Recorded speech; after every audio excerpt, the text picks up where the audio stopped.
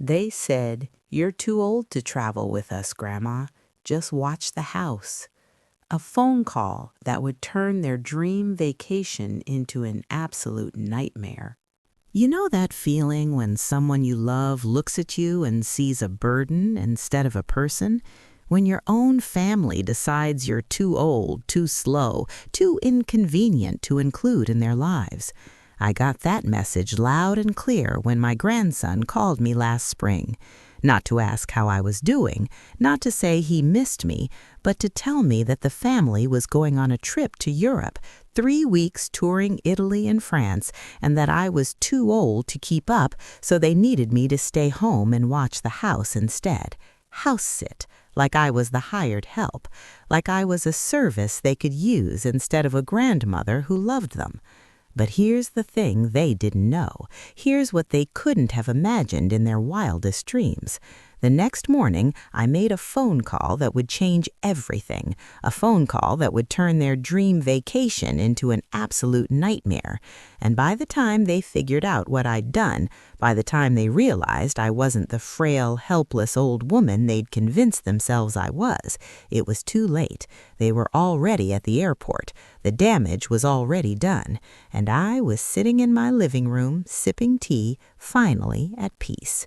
But before I tell you about that phone call, before I reveal what I did that made my own family call me every name in the book, you need to understand how I got to that point, because this wasn't just about one phone call asking me to house sit.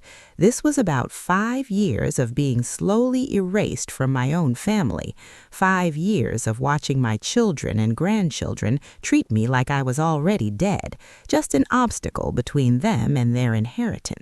5 years of swallowing my hurt and telling myself that family is family, that you have to forgive, that you have to keep trying. So let me take you back to where this really began. It started 5 years ago on my 70th birthday. Now, 70 is a big one, right? It's a milestone. It's the kind of birthday where your family is supposed to make a fuss, throw you a party, at least take you out to dinner. My late husband Frank had passed 3 years earlier, so my kids, David and Sarah, and their families were all I had left. I'd spent weeks hoping they'd plan something, not wanting to seem needy by asking, but surely they'd remember, surely they'd care. The day came. I woke up alone in the house Frank and I had shared for 45 years. I got dressed nicely, did my hair, put on a little makeup. I waited. My phone stayed silent. No calls, no texts. By noon, I was telling myself they were planning a surprise, that they'd show up at my door any minute with balloons and presents and apologies for making me worry. By 3 o'clock, I accepted that nothing was coming. By 6 o'clock, I'd blown out the candles on a store-bought cake, just me and my reflection in the dining room mirror, and cried myself sick. David called the next day, not to apologize, to explain. They'd been so busy, you understand. Work was crazy. The kids had activities. Sarah's daughter had a soccer tournament. These things happen. They'd make it up to me. We'd do something soon.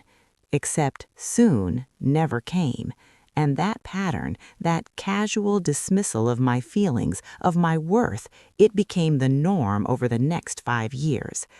My children weren't struggling financially.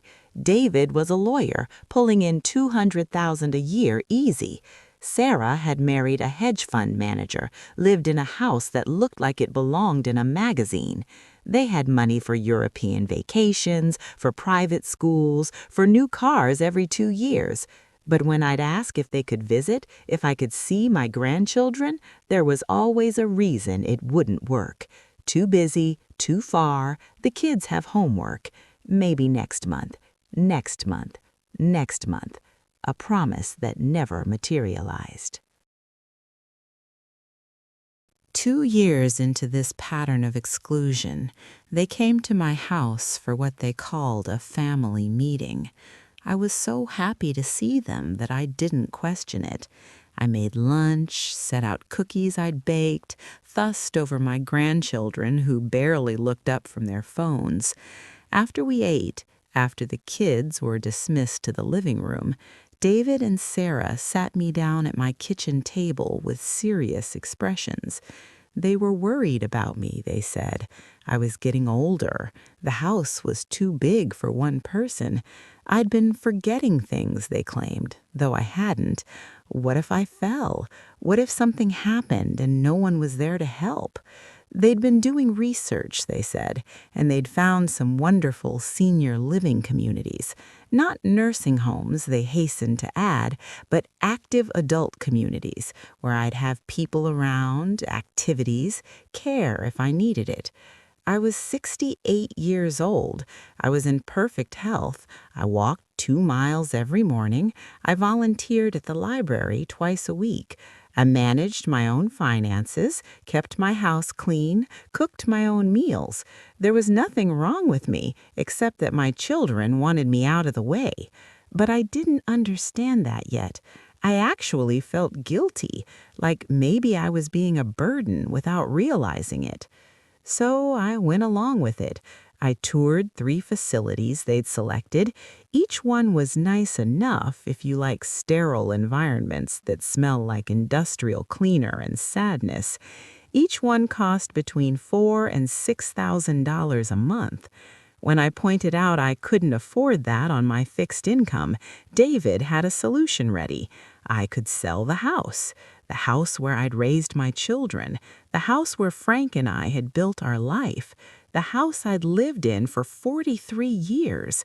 Sell it, use that money for the facility, and anything left over could be managed by David for my future needs. It clicked then, sitting in the administrator's office of the 3rd facility, watching my children discuss my life like I wasn't even there. They didn't want to put me somewhere safe. They wanted access to my asset, the house, the only thing of value I owned. Once it was sold and David was managing the money, I'd have nothing. I'd be completely dependent on them, and given how they'd treated me when I had independence, I couldn't imagine how they'd treat me when I had none. I said no. I said I wasn't ready to sell the house, wasn't ready to move. David's face hardened. Sarah teared up, said they were just trying to help, that I was being difficult. I held firm. They left angry, and I didn't hear from either of them for 3 months after that. 3 months of silence as punishment for refusing to give up my home and my independence. That's when I started to understand who my children really were. My oldest grandchild, David's son Marcus, graduated from high school 2 years after the nursing home incident. He'd been a baby when Frank died, and I'd helped watch him when David and his wife both worked full-time. I'd changed his diapers, walked him to sleep, taught him to read. We'd been close once, before my children started systematically cutting me out of their lives. I found out about the graduation from a Facebook post. Sarah's daughter had shared a photo of Marcus in his cap and gown with the caption, "Can't wait for tomorrow night." Tomorrow night. The graduation was the next day, and nobody had told me. I called David immediately. He answered on the 4th ring, sounded annoyed that I was calling. When I asked about the graduation, there was a long pause. "It's just immediate family, Mom," he finally said. Immediate family? I was his mother. Marcus was my grandson. How was I not immediate family? When I pointed this out, he sighed, that long-suffering sigh that made me feel like I was being unreasonable. "The tickets are limited, Mom. We only got 6. It's me, Claire, Marcus's sister, and Claire's parents. There's no room." Claire's parents. My son had given graduation tickets to his in-laws, but not to his own mother. I asked if I could at least take Marcus to dinner afterward, celebrate with him. David said they already had plans, a family dinner at an expensive steakhouse. Was I invited to that? Another pause. It's already booked, Mom. The reservation is set. Set without me, planned without me, celebrated without me. I went anyway. I know I shouldn't have. I know it made me look desperate, but I couldn't not go. I drove to the high school, sat in my car in the parking lot, watched families stream into the gymnasium. I saw David and his wife, saw Marcus's sister, saw Claire's parents. I watched until it started raining, until I was crying so hard I couldn't see, until I finally accepted that I wasn't welcome at my own grandson's graduation. I left the gift on their doorstep the next morning, a card with $500 inside and a note telling Marcus how proud I was. He texted me 3 days later. "Thanks, Grandma." 2 words. That was it. That was my thank you for raising him, for loving him, for giving him money I could barely afford because his parents had made sure I couldn't be there to give it to him in person. My oldest grandchild, David's son Marcus, graduated from high school 2 years after the nursing home incident. He'd been a baby when Frank died, and I'd helped watch him when David and his wife both worked full-time. I'd changed his diapers, walked him to sleep, taught him to read. We'd been close once, before my children started systematically cutting me out of their lives. I found out about the graduation from a Facebook post. Sarah's daughter had shared a photo of Marcus in his cap and gown with the caption, "Can't wait for tomorrow night." Tomorrow night? The graduation was the next day, and nobody had told me. I called David immediately. He answered on the 4th ring, sounded annoyed that I was calling. When I asked about the graduation, there was a long pause. "It's just immediate family, Mom," he finally said.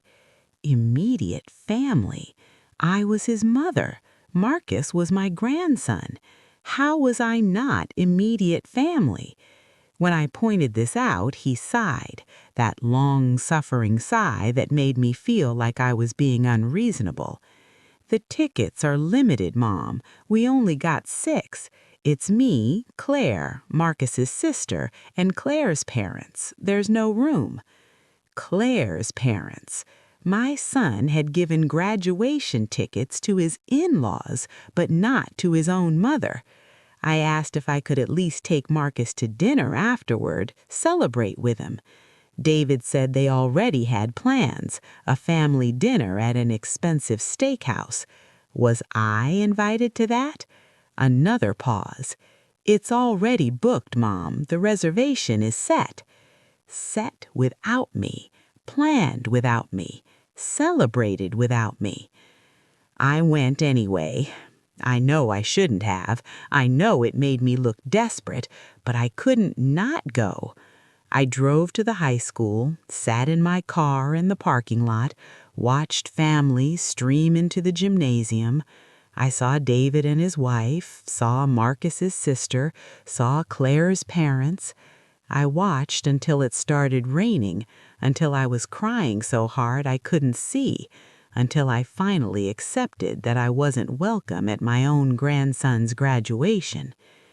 I left the gift on their doorstep the next morning, a card with $500 inside and a note telling Marcus how proud I was. He texted me 3 days later. "Thanks, Grandma." 2 words. That was it. That was my thank you for raising him, for loving him, for giving him money I could barely afford because his parents had made sure I couldn't be there to give it to him in person. Last year I had a health scare. I'd been having chest pains for a few days, kept telling myself it was nothing, probably just heartburn. But one morning the pain was so intense I couldn't ignore it. I called 911 and they took me to the hospital. The ER doctor ran tests, said they were keeping me overnight for observation, possible heart attack. I was terrified. alone in that hospital room, hooked up to machines, I'd never felt more aware of my isolation. I called David first. Voicemail. I left a message, tried to keep my voice steady, said I was in the hospital and asked if he could come. I called Sarah. Same thing. Voicemail. I texted them both. In ER, possible heart attack, room 347, please come. And I waited. I watched that door for 8 hours. Every time it opened, my heart would leap, thinking it was one of my children finally coming to check on me. But it never was. Just nurses, doctors, strangers being paid to care whether I lived or died. David called back the next morning. I'd been discharged by then. The doctors determined it wasn't a heart attack, but severe acid reflux and anxiety.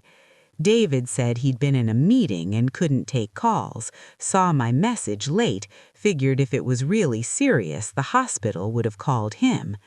If it was really serious? I'd told him I might be having a heart attack, and he'd decided it probably wasn't serious enough to interrupt his meeting? Sarah never called back at all. When I finally reached her 3 days later, she said she'd been on a spa weekend with no cell service. A spa weekend? I'd been in the hospital thinking I might die, and she'd been getting a massage. When I told her how scared I'd been, how alone I'd felt, she made it about her. Well, I feel terrible that you're making me feel guilty about taking some time for self-care, Mom. That's when something started to shift in me. Not all at once, but gradually. I started to see the pattern clearly. I wasn't part of their lives. I was an obligation they resented. They were waiting for me to get sick enough to justify the nursing home they wanted, waiting for me to die so they could fight over the house, waiting for me to stop being an inconvenience. And I realized I had 2 choices: keep trying to earn love from people who weren't capable of giving it, or accept reality and protect myself. 6 months before the phone call that changed everything, I made a decision. I was going to stop waiting for my children to include me in their lives and start living my own. I've spent 5 years shrinking myself, making myself small and convenient, hoping that if I was easy enough, undemanding enough, maybe they'd love me. It hadn't worked. It was never going to work. So I decided to take the trip I'd been dreaming about since Frank died. Italy, France, the places Frank and I had always planned to visit but never got around to before he got sick. I spent months planning it. I researched hotels, mapped out routes, booked tours. I was going to do it right, the trip of a lifetime. I saved every penny I could from my Social Security check. I sold some of Frank's old tools, some furniture we didn't need. By spring, I had enough for 3 weeks in Europe. Solo, at 73, proving to myself that I wasn't too old, too frail, too anything. I didn't tell my children about the trip, not out of spite, but because I knew what would happen if I did. David would lecture me about the dangers of international travel for someone my age. Sarah would make it about her, about how worried she'd be, about how selfish I was being. They'd find reasons why I shouldn't go, couldn't go, and eventually I'd cave because that's what I always did. So I kept it to myself, my secret, my rebellion. I was 2 weeks away from departure when Marcus called, my grandson, who barely spoke to me anymore, suddenly calling out of the blue. I answered hopefully, stupidly thinking maybe he missed me, maybe he wanted to see me. "Hey, Grandma," he said, and I could hear in his voice he wanted something. "So the family's planning this amazing trip to Europe this summer. Dad, Aunt Sarah, everyone. We're doing Italy and France. 3 weeks. It's going to be epic." My heart sank. They were going to Europe, the trip I'd been planning, dreaming about, saving for. My family was going, and I knew without him saying it that I wasn't invited. "That sounds wonderful," I managed to say, my voice shaky. "I'm sure you'll have a great time." "Yeah, so here's the thing," Marcus continued. "We're going to be gone for 3 weeks, and we need someone to watch Dad's house, water the plants, get the mail, make sure everything's okay. And since you're not working or anything, we figured you could do it. Dad'll pay you like a couple $100. The words hit me like a physical blow. They were going on the exact trip I'd planned for myself, had been planning for months, and they wanted me to house sit, not to join them, to watch the house, to be the hired help while they took the vacation of a lifetime. A couple $100, like I was the cleaning lady, like I wasn't a person with my own dreams, my own plans, my own life. "Let me talk to your dad about the details," I said carefully, not trusting myself to say more. Marcus gave me a cheerful, "Cool, thanks, Grandma," and hung up. I sat there staring at my phone, at my computer screen still open to my hotel booking in Florence, at the map of Rome I'd marked up with all the places I wanted to see, and I made a decision. David called me that evening, not to ask if I'd watch the house, but to tell me. "Marcus said he'd talk to you about house sitting while we're gone. I'll leave you a key and a list of instructions. We leave in 2 weeks. No, would you be willing to? No, is that okay with you? Just assuming I'd do it, because what else did I have going on? I was just a lonely old woman with nothing better to do than serve my family." "Actually, David," I said, keeping my voice pleasant, "I can't watch your house. I'll be out of the country." Silence. Then, "What do you mean, out of the country?" "I'm taking a trip. To Europe, actually. Italy and France. I leave the same day you do." More silence. I could practically hear him trying to process this information, trying to fit it into his worldview where I was a convenient stationary object that existed only to serve his needs. "Mom, that's not funny. You can't go to Europe." "I can, and I am. I've been planning it for 6 months. Everything's booked and paid for." His voice changed, got that edge it always got when I wasn't cooperating with his plans. "You're 73 years old. You can't travel internationally alone. It's not safe. You'll get lost or sick or worse. This is ridiculous." "I'm 3 years younger than your father was when we took our last camping trip. I'm in perfect health, and I've been reading travel guides and planning routes for months. I'll be fine." "Who's going with you?" he demanded. "You can't go alone." "I'm going alone. Just me. I'm perfectly capable." That's when he said it, the words that made what I did next so much easier. "Mom, you're too old for this. You'll just be a burden to whatever tour groups you join. Stay home, watch the house, and we'll show you pictures when we get back. You can travel vicariously." Too old, a burden, travel vicariously through their photos while I watered their plants and collected their mail? I took a deep breath. No. "What do you mean, no?" "I mean, no. I'm not watching your house. I'm going on my trip. You'll need to find someone else." David's voice went cold. "Fine. If that's how you want to be, don't expect us to drop everything and come help you when you end up stranded in some foreign hospital because you were too stubborn to listen to reason." The next morning, Sarah called. David had told her, obviously. She tried a different approach, the guilt trip. "Mom, you're being really selfish. We've been planning this trip for months, and we're counting on you. The whole family is going, and you're going to ruin it by not being there to help us out." Not being there to help them out. Not, "We wish you could come with us." Not, "We'll miss you." Just, "You need to perform the service we expect from you." "Sarah," I said quietly, "did it occur to anyone to invite me on this trip, to include your mother in the family vacation?" A pause. Then, defensively, "It's a lot of walking, Mom. You wouldn't be able to keep up. We'd have to slow down for you, and it would ruin the experience for everyone else. We're just being realistic." I'd walked 2 miles that very morning. I hiked every weekend. I'd kept myself in shape specifically so I could take this trip. but in their minds I was already decrepit, already useless, already more dead than alive. "I'm going on my trip, Sarah. You're adults. I'm sure you can arrange for your own house sitting."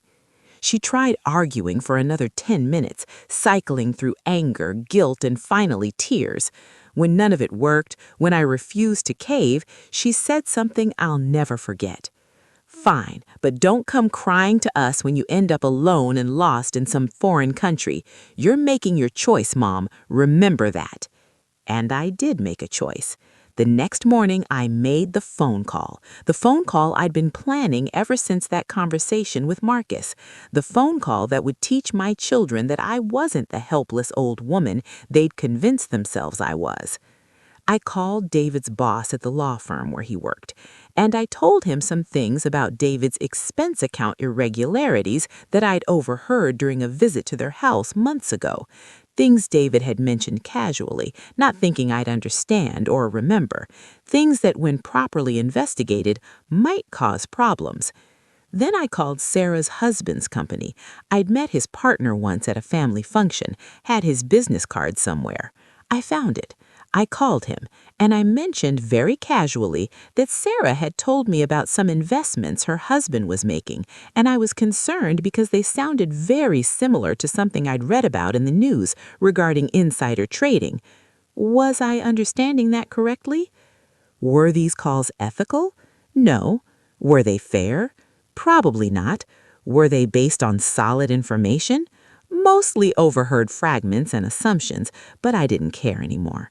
For 5 years, my children had made my life smaller and smaller.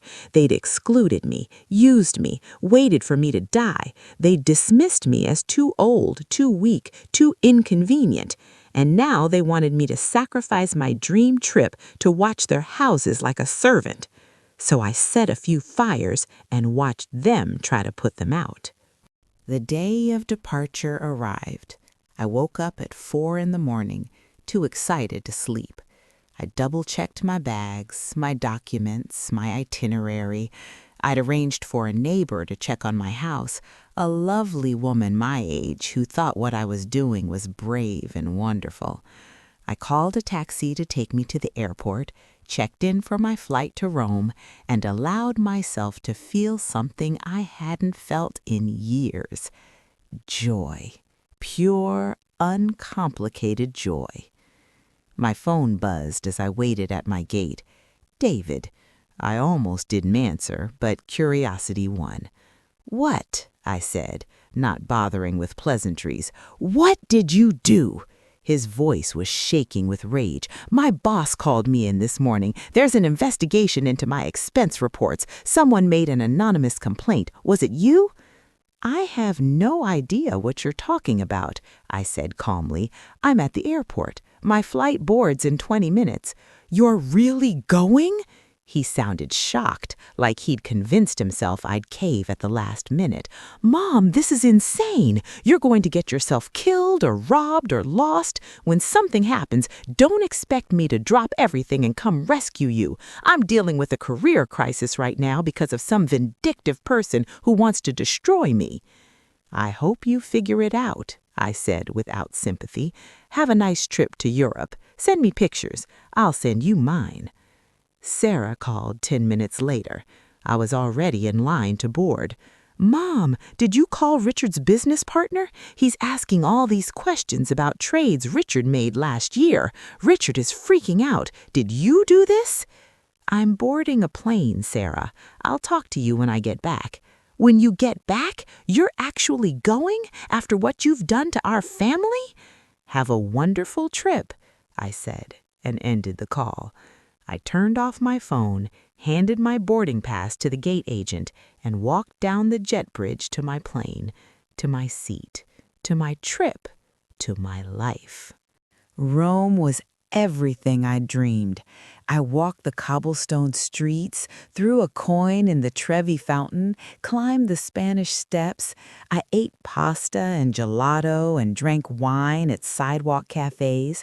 I joined a walking tour and kept up with people half my age. I made friends with other solo travelers, including a woman from Australia who was 75 and had been traveling alone for 10 years. I was not too old. I was not a burden. I was alive and free and myself for the first time in 5 years. I checked my phone once in my hotel room in Florence. 37 missed calls, dozens of text messages. I scrolled through them. David's investigation was progressing. Turned out there were actually some legitimate issues with his expense reports. Nothing criminal, but enough to damage his reputation at the firm. Sarah's husband was dealing with questions about trades that, while probably legal, looked suspicious. Both of my children blamed me. Both of them sent increasingly angry messages about how I'd ruined their lives, how I was a vindictive old woman, how they'd never forgive me. There were also messages from Marcus and my other grandchildren, secondhand guilt trips, clearly coached by their parents. "Grandma, why are you being so mean to Dad?" "Mom's crying because of what you did." I deleted them all, blocked their numbers, and went to dinner at a restaurant overlooking the Arno River where I ate the best meal of my life and didn't think about them once. 3 weeks later, I came home, tanned, rested, full of stories and memories. My neighbor had kept the house perfect. My garden was watered, my mail was sorted. Everything was exactly as I'd left it, except I was different. I wasn't the woman who'd left. I was someone who'd proven to herself that she didn't need permission to live, didn't need approval to exist, didn't need her children's blessing to take up space in the world. I never heard from David or Sarah again. Not a call, not a text, not a card on my birthday or Christmas. They cut me off completely, and I was surprised to find I didn't care. Or maybe I did care, but the relief of not having to perform for them anymore outweighed the loss. I grieved the relationship I'd wanted with them, but I didn't grieve losing what we'd actually had, because what we'd actually had was toxic and one-sided and slowly killing me. My grandchildren reached out a few times over the following year. As they got older, started thinking for themselves, they began to question the story their parents had told them about the crazy grandmother who'd sabotaged their parents' careers and abandoned the family. Marcus came to see me on his 20th birthday. We had coffee. He asked me what really happened. I told him the truth. All of it, the years of exclusion, the missed milestones, the hospital stay where no one came, the house-sitting demand, the trip I'd planned and paid for myself while they went on the same trip and expected me to serve them. He cried. He apologized. He said he'd had no idea that his parents had always made it sound like I was unreliable, unstable, difficult, that they'd kept him away from me for my own good. I told him I understood. I told him I loved him, but I also told him that I couldn't have a relationship with him that involved lying to his parents or sneaking around, that when he was fully independent, when he could make his own choices without repercussions, my door would be open. Until then, I understood why he had to maintain his distance. He's 22 now. We text sometimes. He says when he graduates college and doesn't need his parents' financial support anymore, he wants to rebuild our relationship. Maybe that will happen. Maybe it won't. I've learned not to wait my life away hoping for people to choose me. I've learned to choose myself. David's career recovered mostly. The expense report thing was a slap on the wrist, a temporary embarrassment. Sarah's husband's trading questions went away after an investigation found nothing illegal. So my phone calls didn't destroy them the way they destroyed me over the years, but it shook them. It showed them that the powerless old woman they dismissed had more power than they'd realized, that I wasn't the meek, grateful mother they could use and discard, that I had teeth, and that if they tried to use me again, I'd bite.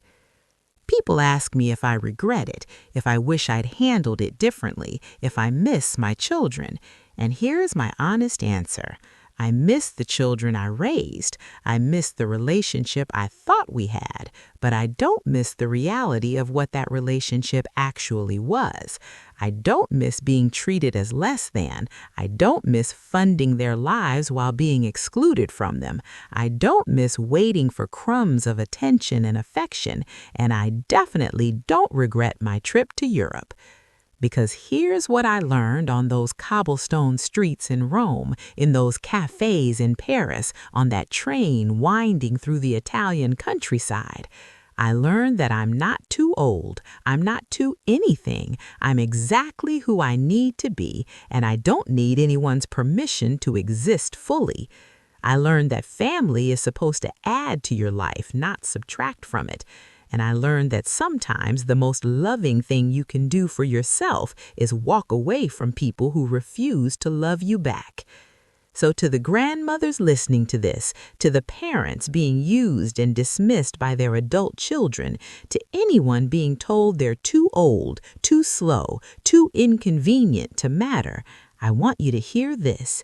You're not. You're not too anything. You're exactly enough, and you deserve better than being someone's fallback option, someone's unpaid help, someone's placeholder until you die and they can fight over what you leave behind.